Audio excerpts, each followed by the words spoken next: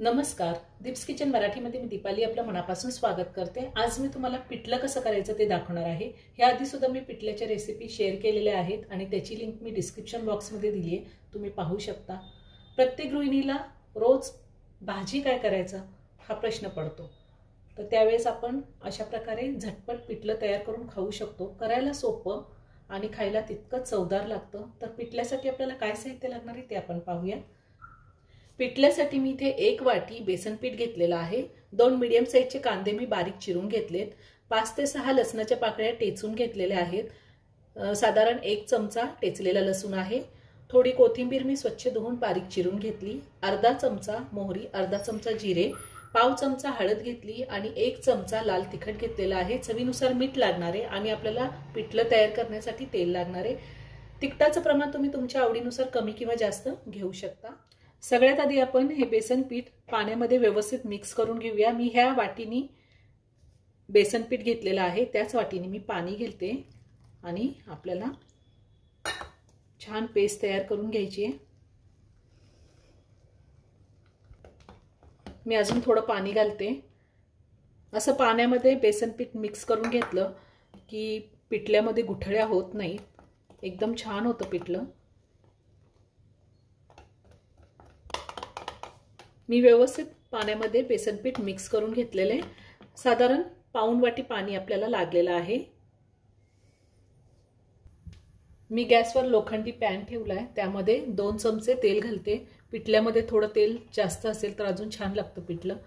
तुम्ही तेलाचं प्रमाण तुमच्या आवडीनुसार कमी किंवा जास्त घेऊ शकता।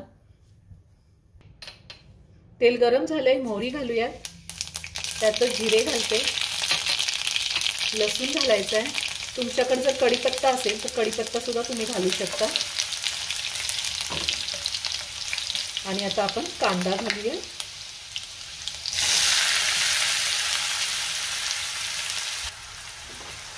कांदा आपल्याला थोडा ट्रान्सपरंट होईपर्यंत परतून घ्यायचा आहे, जास्त लाल करायचा नाही।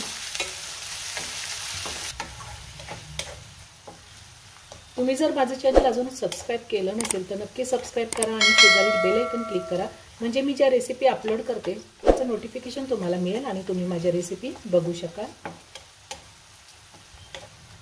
कांदा मी 2 मिनिटं व्यवस्थित परतून घेतलाय, ट्रान्सपरंट झालेला आहे। आता आपल्याला कांद्यामध्ये हळद घालायची आहे, लाल तिखट घालायचं आहे आणि थोडीशी कोथिंबीर घालायची आहे। आता आपण तिखट कांदा व्यवस्थित मिक्स करून घेऊया आणि आपल्याला पाणी घालायचे। आता मी पाणी घालते। ज्या वाटीने मी बेसन पीठ घेतलं होतं त्याच वाटीने मी 2 वाट्या पाणी घालणार आहे। पाण्याचं प्रमाण तुम्ही पिठलं तुम्हाला कसं घट्ट किंवा पातळ हवं आहे त्या अंदाजे घेऊ शकता। चवीनुसार मीठ घालूयात आणि आता ह्या पाण्याला मी छान उकळी काढून घेते। पाण्याला छान उकळी आली, आता आपण बेसन पीठ हळूहळू बेसन पीठ सोडायचे आणि एका हाताने बेसन पीठ सोडायचे, दुसऱ्या हाताने चमच्याने एकसारखं हलवत राहायचे, म्हणजे अजिबात गुठळ्या होत नाहीत।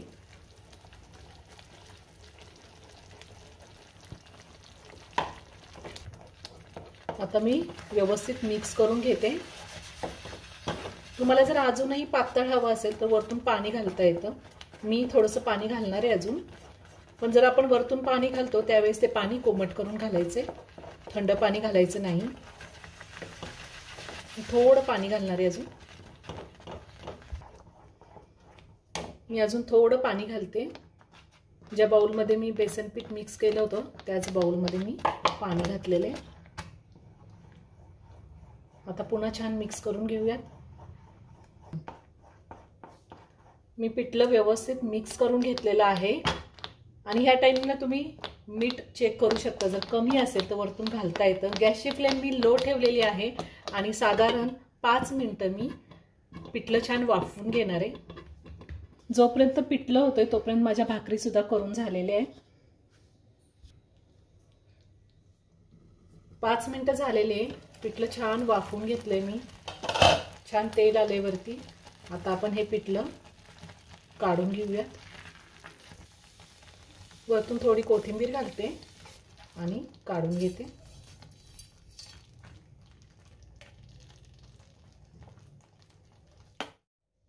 तयार झालं गरमागरम पिठलं भाकरी। खूप छान होतं, एकदा नक्की करून पहा। व्हिडिओ जर आवडला तर व्हिडिओला लाईक आणि शेअर करायला विसरू नका। रेसिपी आवडली असेल तर कमेंट करून नक्की कळवा। पुन्हा भेटूया अशाच एका छानशा साध्या आणि सोप्या रेसिपी बरोबर। धन्यवाद।